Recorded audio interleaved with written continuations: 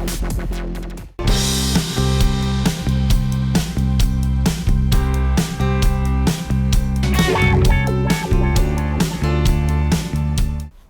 ನಮಸ್ತೆ. Celebrity health life ಕಾರ್ಯಕ್ರಮಕ್ಕೆ ಎಲ್ಲರಿಗೂ ಕೂಡ ಆಯುಷ್ ಟಿವಿಯ ಸಮಸ್ತ ವೀಕ್ಷಕರಿಗೆ ಆಧಾರದ ಪ್ರೀತಿಯಾದಂಥ ಸ್ವಾಗತ ಸುಸ್ವಾಗತ.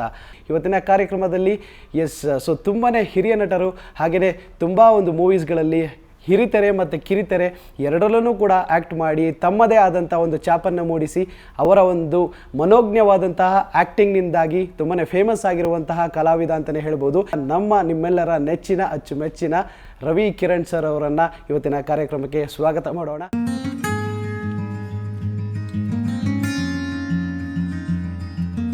ಇವತ್ತಿನ ಕಾರ್ಯಕ್ರಮಕ್ಕೆ ನಮ್ಮ ರವಿ ಕಿರಣ್ ಸರ್ ಅವ್ರನ್ನ ಸ್ವಾಗತಿಸ್ತಾ ಇವತ್ತಿನ ಕಾರ್ಯಕ್ರಮನ ಶುರು ಮಾಡೋಣ. ಸರ್, ಮೊದಲನೇದಾಗಿ ನಮ್ಮ ಕಾರ್ಯಕ್ರಮಕ್ಕೆ ಸ್ವಾಗತ, ನಮಸ್ಕಾರ ಸರ್. ಓಕೆ, ಇವಾಗ ರವಿ ಕಿರಣ್ ಸರ್ ಅಂತಂದ್ಬಿಟ್ಟು ಹೇಳಿದರೆ ಜನರಲ್ಲಿ ತುಂಬಾ ಹೆಚ್ಚಾಗಿ ಉಂಟಾಗುವಂತಹ ಒಂದು ಪ್ರಶ್ನೆ ಏನು ಅಂತಂದ್ಬಿಟ್ಟು ಹೇಳಿದರೆ ಇವರ ಒಂದು ಜೀವನ ಶೈಲಿ ಹೇಗಿರುತ್ತೆ? ಲೈಫ್ ಸ್ಟೈಲ್ ತುಂಬ ಇಂಪಾರ್ಟೆಂಟ್ ಮನುಷ್ಯನಿಗೆ. ಹೌದು. ಎನಿ ಚೇಂಜಸ್ ಇನ್ ಫಿಸಿಕ್ ಆಗಲಿ ಮೆಂಟಲ್ ಸ್ಟೇಟಸ್ ಆಗಲಿ ಚೇಂಜ್ ಆಗಬೇಕಾದ್ರೆ ಲೈಫ್ ಸ್ಟೈಲ್ ಚೇಂಜ್ ಆಗಬೇಕು. ಒಂದೇ ಲೈಫ್ ಸ್ಟೈಲಲ್ಲಿ ಒಂದೇ ಥರ ಇರುತ್ತೆ, ಒಂದೇ ಆಗುಹೋಗುಗಳು. ದಿನ ಬೆಳಗ್ಗೆ ಆದರೆ ಅದೇ ಒಂದು ರೂಟೀನ್ ಇರುತ್ತೆ. ಅದನ್ನು ಚೇಂಜ್ ಮಾಡಿದಾಗ ಒಂದು ಹೊಸ ಥರದ್ದು ಒಂದು ಎನರ್ಜಿ ಬರುತ್ತೆ, ಹೊಸ ಥರದ್ದು ಲೈಫನ್ನ ನೋಡೋ ಶೈಲಿ ಬದಲಾಗುತ್ತೆ ನಮಗೆ. ಹಾಗಾಗಿ ಲೈಫ್ ಸ್ಟೈಲ್ನ ನಿಮ್ಗೆ ಯಾವಾಗ ಒಂದು ಬೋರ್ ಆಗುತ್ತೋ ಅದನ್ನ ಚೇಂಜ್ ಮಾಡಲೇಬೇಕು. And to keep fit lifestyle is very important.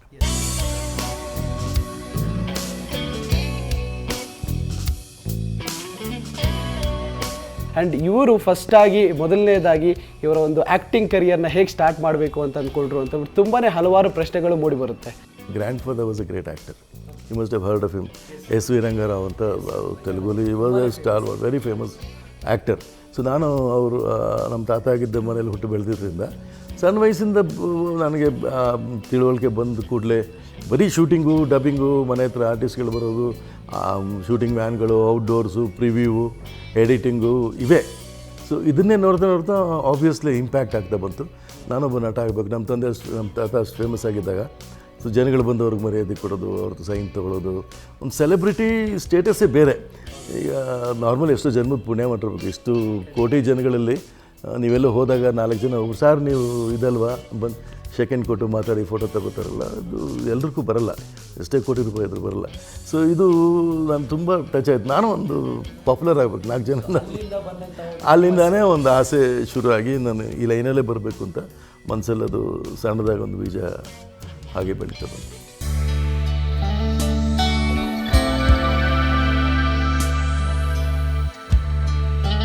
ಇವಾಗ ನಿಮ್ಮ ತಾತವ್ರನ್ನ ನೆನೆಸ್ಕೊಂಡು ಒಂದು ನಿಜವಾಗ್ಲೂ ಒಂದು ಮಾತುಗಳನ್ನ ಹೇಳಬೇಕು ಅಂತ ಹೇಳಿದರೆ ಯಾವ ರೀತಿಯಾದಂಥ ಒಂದು ಮಾತನ್ನು ಹೇಳ್ತೀರಾ ಸರ್? ನಮ್ಮ ತಾತವ್ರ ಅಜಾನುಭಾವು. ನಾರ್ಮಲಿ ನನಗನ್ಸೋದೇನೆಂದರೆ ಆ ಲೆವೆಲ್ ಒಂದು ಸ್ಟೇಟಸ್ ಬೆಳೆದ ಮೇಲೆ, ಎಸ್ಪೆಷಲಿ ಇನ್ ಸಿನಿಮಾ ಅವರ ಆರ್ಟ್ ಫೀಲ್ಡಲ್ಲಿ. ಈಗ ಡಾಕ್ಟರ್ ರಾಜ್ಕುಮಾರ್ ಇದ್ದರು, ತಾತವರೆಲ್ಲ ಇದ್ದಾಗ ಅಷ್ಟೊಂದು ದಿನ ಮೇಕಪ್ಪು, ದಿನ ಒಂದು 1000 ಕೋಟ್ಯಾಂತರ ಜನ ಅವ್ರನ್ನ ನೋಡೋದು, ಅವ್ರನ್ನ ಮೆಚ್ಚೋದು, ಇದೆಲ್ಲ ಅವ್ರ ಮೇಲೆ ಒಂದು ಪವರ್ ಬಂದ್ಬಿಡುತ್ತೆ ಅವ್ರಿಗೆ. ಅವ್ರ ಸುತ್ತ ಬಹುಶಃ ನನ್ನ ಪ್ರಕಾರ ಒಂದು ಪ್ರಭಾವಳಿ ಇರುತ್ತೇನೋ.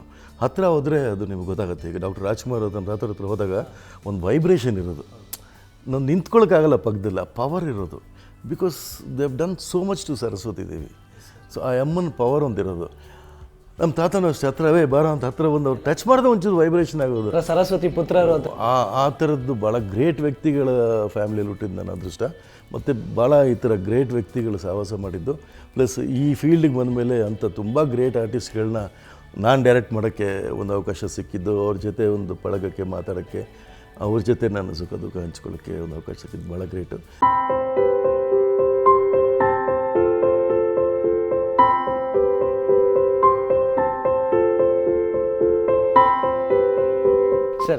ಸರ್, ಇವಾಗ ನೀವು ಟ್ರಾವೆಲ್ ಮಾಡಬೇಕಾದ್ರೆ ಸಿಕ್ಕಾಪಟ್ಟೆ ಒಂದು ಬಾಯಿ ಅನ್ನೋದು ನಿಜವಾಗ್ಲೂ ಆ ಒಂದು ರುಚಿನ ಎಲ್ಲ ಕಡೆ ನೋಡಬೇಕು ಅಂತಂದ್ಬಿಟ್ಟು ಅನ್ನಿಸ್ತಾ ಇರುತ್ತೆ. ಈ ಒಂದು ಫೀಲ್ನ ನೀವು ಹೇಗೆ ಕಂಟ್ರೋಲ್ ಮಾಡ್ಕೊತೀರ? ನನ್ನ ಪ್ರಕಾರ ಕಂಟ್ರೋಲ್ ಮಾಡ್ಕೋಬಾರ್ದು.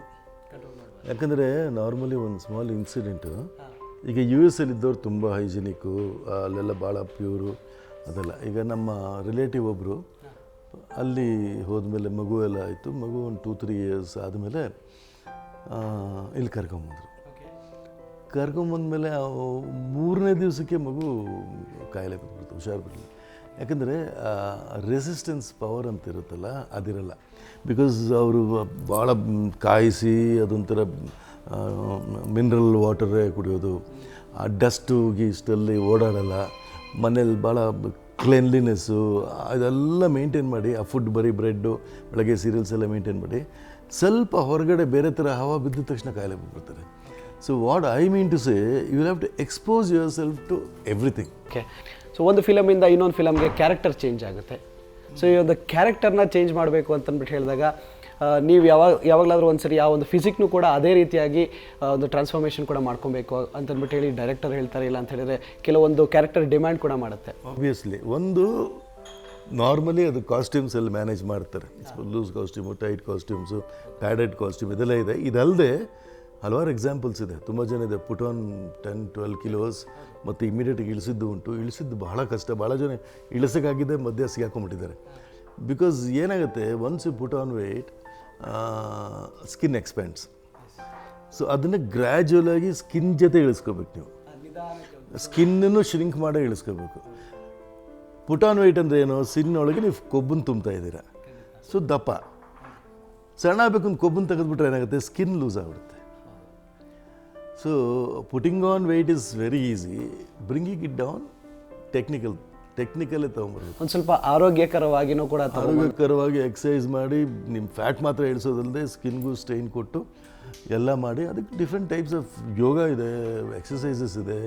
ಆಮೇಲೆ ಇವಾಗ ಮೊದಲು ಜಿಮ್ಗಳಿಗೆ ನಾವಾಗ ಮಾಡ್ಕೊಂಡ್ಬರ್ತೀವಿ, ಇವಾಗೆಲ್ಲ ಇನ್ಸ್ಟ್ರಕ್ಟರ್ಸ್ ಇದ್ದಾರೆ, ಆಮೇಲೆ ನಿಮಗೆ ಪರ್ಸ್ನಲ್ ಟ್ರೈನರ್ಸ್ ಇದ್ದಾರೆ.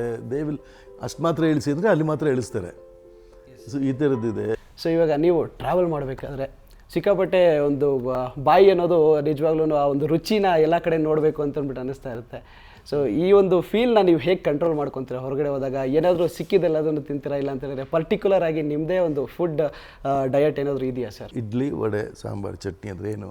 Idli is carbohydrates, vada is protein, ಆಯಿಲಲ್ಲಿ ಮಾಡೋದು ಸ್ವಲ್ಪ ಫ್ಯಾಟು, ಆಮೇಲೆ ತೆಂಗಿನಕಾಯಿ ನಿಮ್ಗೆ ಚೂರು fat, sambar protein again.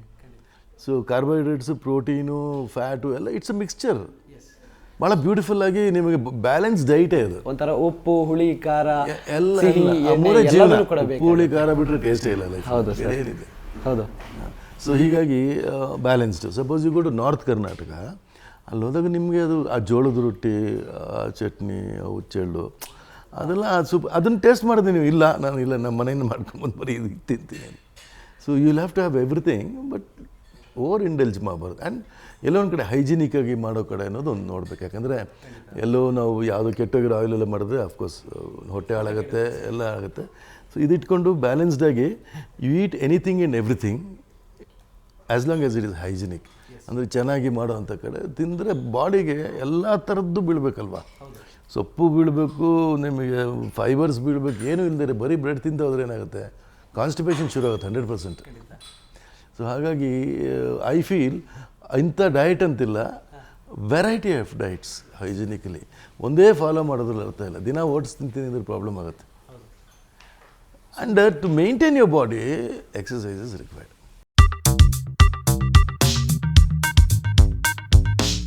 Because ಸೆಲೆಬ್ರಿಟೀಸ್ಗಳು ಹೇಳಿದಂಥ ಮಾತುಗಳನ್ನ ಚಾಚು ತಪ್ಪದೇ ಕೆಲವರು ಪಾಲಿಸ್ತಾ ಇರೋರು ಇದ್ದಾರೆ. ಸೊ ಹಾಗೆಯೇ ನೀವು ಏನಾದರೂ ಒಂದು ಕಿವಿ ಮಾತನ್ನು ಹೇಳಿದರೆ ಅದನ್ನು ಖಂಡಿತವಾಗ್ಲೂ ಕೂಡ ಪಾಲಿಸ್ತಾರೆ ಅನ್ನೋದು ನಮ್ಮ ಒಂದು ನಂಬಿಕೆ. ಸೊ ನಿಮ್ಮ ಒಂದು ಅಭಿಪ್ರಾಯ ಸರ್ ನಮ್ಮ ವೀಕ್ಷಕರಿಗೆ?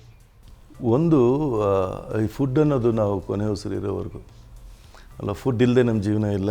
ಪ್ರತಿಯೊಂದು ಸಿಂಗಲ್ ಸೆಲ್ಲಿಂದ ಕಣ್ಣಿಗೆ ಕಾಣದೇ ಇರೋ 2 ಸೆಲ್ಗಳಿಂದ ನಾವು ಶುರುವಾಗಿ ಇಷ್ಟು ದೊಡ್ಡವರಾಗಬೇಕಾದ್ರೆ ಅದಕ್ಕೆ ಊಟನೇ ಕಾರಣ. ಹೊಟ್ಟೆ ತಾಯಿ ಹೊಟ್ಟೆಲಿರಬೇಕಾದ್ರೂ ತಾಯಿ ಹೊಟ್ಟೆ ಮಗುಗೆ ಹೋಗುತ್ತೆ, ಹುಟ್ಟಿದ ಕೂಡಲೇ ಹಾಲು.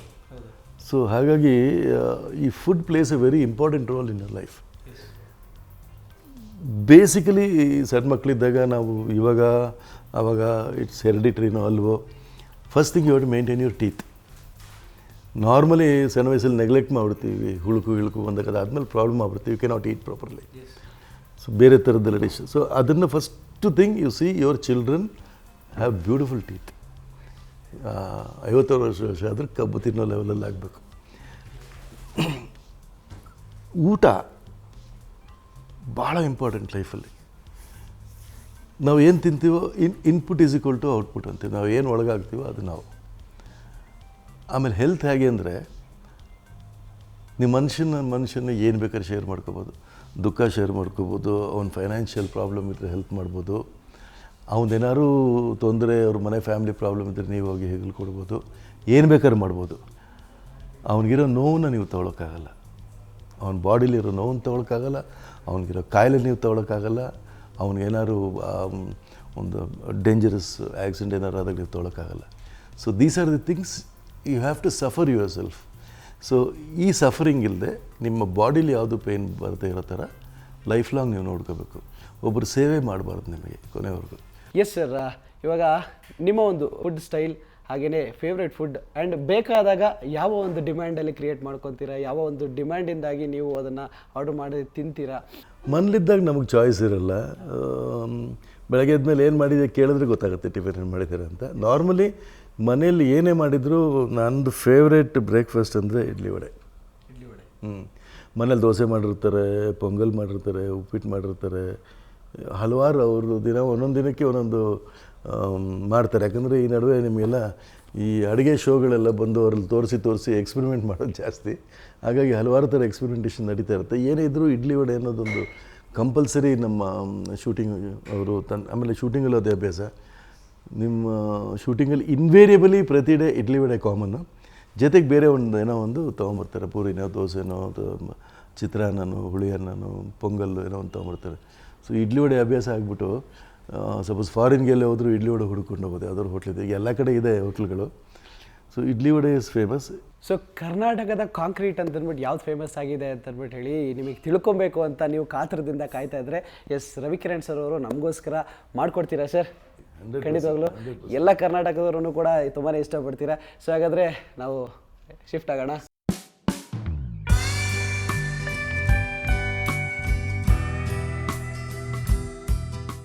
ತಿಂಡಿಗಳಲ್ಲಿ ಆಲ್ಮೋಸ್ಟ್ ಎಲ್ಲ ಥರ ಪೊಂಗಲ್ ಗಿಂಗಲ್ ಎಲ್ಲ ಥರ ಮಾಡ್ತೀನಿ ನಾನು.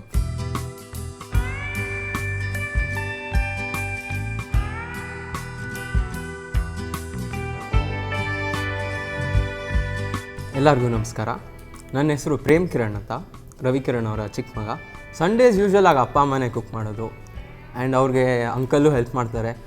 ನಮ್ಮ ಮನೇಲಿ ಸಂಡೇ ಬಂದುಬಿಟ್ಟು ಒಂಥರ it's like get together at home. So ಅದರಿಂದ it is even more special and it is a very big buffet ಥರ ಮನೆಯಲ್ಲೇ ತುಂಬ ಗ್ರ್ಯಾಂಡಾಗಿ ಮಾಡ್ತೀವಿ.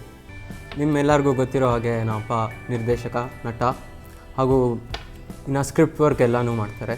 ಫ್ಯಾಮ್ಲಿ ಮ್ಯಾನೇಜ್ ಮಾಡೋ ವಿಷಯಕ್ಕೆ ಬಂದಾಗ ನಿಮ್ಗೆ ಗೊತ್ತಿರೋ ಹಾಗೆ ಸೀರಿಯಲ್ ಶೂಟಿಂಗ್ ಅಂದರೆ it goes from morning to evening.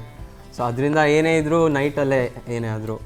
And weekly ಯೂಶ್ವಲಾಗಿ Saturdays ಆ ಥರ ಗೆಟ್ ಟುಗೆದರ್ ಥರ ಇರುತ್ತೆ, ಫ್ಯಾಮ್ಲಿ ಫುಲ್ಲು ಡಿನ್ನರ್ ಆ ಥರ ಈ ಥರ ಹೋಗಿ. ಸೊ ಅಲ್ಲಿ V share a lot of the weeks plans, ಏನೇನು ಅಂದ್ಕೊಂಡಿದ್ವಿ, ಏನೇನು ಮಾಡಿದ್ವಿ ಆ್ಯಂಡ್ ವಾಟ್ ಫ್ಯೂಚರ್ ಪ್ಲ್ಯಾನ್ಸ್ ಆ ಥರ ಏನೇನಿದೆ, that all we discuss.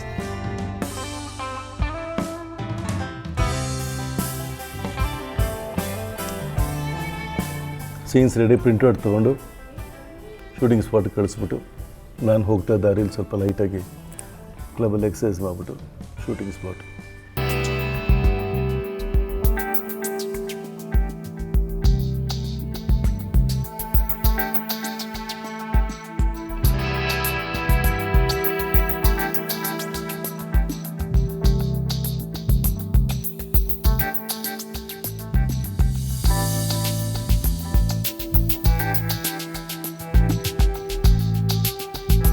Hi friends, myself is Anil Raj. ನಾನಿಲ್ಲಿ ಪರ್ಸನಲ್ ಟ್ರೈನರ್ ಆಗಿದ್ದೀನಿ ಟೆಲಿವಿಷನ್ ಆ್ಯಂಡ್ ಸ್ಪೋರ್ಟ್ಸ್ ಕ್ಲಬ್ಬಲ್ಲಿ. ದಿನನಿತ್ಯ ಎಲ್ಲರಿಗೂ ಬೇಕಾಗಿರೋದು ಹೆಲ್ತ್ಗೋಸ್ಕರ ಏನು ಮಾಡಬೇಕು? ದಿನ ಎಕ್ಸಸೈಸ್ ಮಾಡಬೇಕು. ಸೊ ಫಿಟ್ನೆಸ್ ಎಲ್ಲರಿಗೂ ಬೇಕಾಗಿರೋವಂಥ ದಿನನಿತ್ಯದ ಒಂದು ಅಂಗ ಆಗಿಬಿಟ್ಟಿದೆ ಇವಾಗ. So health is wealth. ಇದು ನಮ್ಮ ಜೀವನದಲ್ಲೇ ಅಲ್ಲಿ ನಿಮ್ಮ ಜೀವನದಲ್ಲೇ ಆಗಲಿ ಎಲ್ಲರ ಜೀವನದಲ್ಲೂ ತುಂಬ ಇಂಪಾರ್ಟೆಂಟ್ ಆಗಿರೋ ಒಂದು ಅಂಶ. ಸೊ ಇಲ್ಲಿ ನಮ್ಮ ರವಿಕಿರಣ್ ಅವರಿದ್ದಾರೆ. ಅವರು ಸುಮಾರು 2 ವರ್ಷದಿಂದ ನನಗೆ ಪರ್ಸ್ನಲಾಗಿ ಗೊತ್ತು. ಸೊ ಅವರಿಂದನೇ ನಾನಿಲ್ಲಿ ಪರ್ಸನಲ್ ಟ್ರೈನರ್ ಆಗಿ ಬಂದಿರೋದು. ಸೊ ಅವರು ಕೂಡ ಅಷ್ಟೇ ಫಿಟ್ನೆಸ್ ತುಂಬ ಫ್ರೀಕ್. ಆ್ಯಕ್ಚುಲಿ ಹೇಳ್ಬೇಕಂದ್ರೆ ಅವ್ರಿಗೆಷ್ಟೇ ಟೆನ್ಷನ್ ಇದ್ದರೂ ಏನೇ ಕೆಲಸಗಳಿದ್ರೂ ಫ್ರೀ ಮಾಡಿಕೊಂಡು ದಿನನಿತ್ಯ 45 ಮಿನಿಟ್ಸ್ ಟು 1 ಅವರ್ ಬಂದು ವರ್ಕೌಟ್ ಮಾಡ್ಕೊಂಡು ಹೋಗ್ತಾರೆ. ಆ್ಯಂಡ್ ಮೋರ್ ಓವರ್ ಪರ್ಸ್ನಲಿ ಹೇಳಬೇಕು ಅಂದರೆ ತುಂಬ ಒಳ್ಳೆ ಜೆಂಟ್ಲ್ಮ್ಯಾನ್ ಅವರು. ಮತ್ತು ನಮಗೇನೇ ಪ್ರಾಬ್ಲಮ್ ಇದ್ರೂ ಅವ್ರ ಹತ್ರ ನಾವು ಹೇಳ್ಕೊಂಡ್ರೆ ಇಮಿಡಿಯೇಟಾಗಿ ಆ್ಯಕ್ಷನ್ ತೊಗೊಳ್ತಾರೆ. ಅಬೌಟ್ ಜಿಮ್ ಆಗಿರ್ಬೋದು ಇಲ್ಲ ಪರ್ಸ್ನಲಿ ಯಾವುದೇ ಆಗಿರ್ಬೋದು. ಓವರಾಲ್ ಹೇಳಬೇಕು ಅಂದರೆ ನಮ್ಮ ಸಜೆಷನ್ ಏನಂದರೆ, ನಾವು ಹೇಗೆ ಫಿಟ್ನೆಸ್ ದಿನ ಮಾಡ್ತೀವೋ, ಐ ಮೀನ್ ಎಕ್ಸಸೈಸು, ನೀವೆಲ್ಲರೂ ಹಾಗೆ ನಿಮ್ಮ ದಿನನಿತ್ಯ ಇರೋ 24 ಗಂಟೆಗಳಲ್ಲಿ ಅಟ್ಲೀಸ್ಟ್ 1 ಅವರ್ ಫಿಟ್ನೆಸ್ಗೆ ಅಂತ ಇಟ್ಟರೆ ನಿಮ್ಮ ಆರೋಗ್ಯನೂ ಚೆನ್ನಾಗಿರುತ್ತೆ. ಮತ್ತು ಇನ್ನೂ ಒಂದು ಹೇಳಬೇಕಂದ್ರೆ, ರವಿಕಿರಣ್ ಅವರು ನಮ್ಮ ಕ್ಲಬ್ ಮೆಂಬರ್ಸ್ ಆಗಿರ್ಬೋದು ಮತ್ತು ಹೊರಗಡೆಯಿಂದ ಬರೋ ಮೆಂಬರ್ಸ್ ಆಗಿರ್ಬೋದು, ಎಲ್ಲರ ಹತ್ರನೂ ತುಂಬ ವಿನಯತೆಯಿಂದ ತುಂಬ ಫ್ರೆಂಡ್ಲಿ ಆಗಿರ್ತಾರೆ, ಓಪನ್ ಆಗಿರ್ತಾರೆ. ಯಾರ ಹತ್ರನೂ ಹಾಗೆ ಹೀಗೆ ಮಾತಾಡೋದಿಲ್ಲ. ಮತ್ತು ಎಸ್ಪೆಷಲಿ ಹೇಳಬೇಕು ಅಂದರೆ ಫಿಟ್ನೆಸ್ ಆಗಿರ್ಬೋದು ಇಲ್ಲ ಸ್ವಿಮ್ಮಿಂಗ್ ಆಗಿರ್ಬೋದು, ಇದ್ರ ಬಗ್ಗೆಲ್ಲ ಭಾಳಷ್ಟು ಆಸಕ್ತಿ ತೊಗೊಳ್ತಾರೆ. ಅಬೌಟ್ ದ ಮೇಂಟೆನೆನ್ಸ್ ಆಗಿರ್ಬೋದು ಇಲ್ಲ ಸ್ವತಃ ಅವರ ವರ್ಕೌಟ್ಸ್ ಆಗಿರ್ಬೋದು.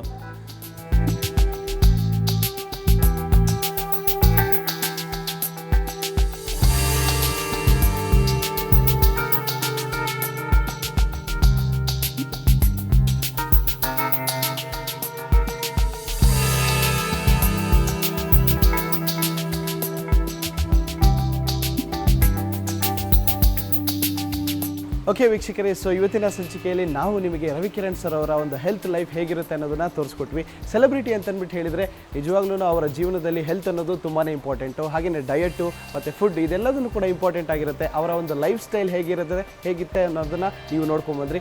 ಬಟ್ ಆದರೆ ಇನ್ನೂ ಹೆಚ್ಚು ಹಲವಾರು ಸೆಲೆಬ್ರಿಟಿಗಳ ಒಂದು ಲೈಫ್ ಸ್ಟೈಲ್ ಹೇಗಿರುತ್ತೆ ಅನ್ನೋದನ್ನು ಖಂಡಿತ ನಮ್ಮ ಸೆಲೆಬ್ರಿಟಿ ಹೆಲ್ತ್ ಲೈಫಲ್ಲಿ ತಿಳಿಸ್ತಾ ಹೋಗ್ತೀವಿ ಮುಂದಿನ ಎಪಿಸೋಡ್ನಲ್ಲಿ. ಅಲ್ಲಿವರೆಗೂ ನೋಡ್ತಾ ಇರಿ ಆಯುಷ್ ಟಿವಿ. ನಮಸ್ಕಾರ.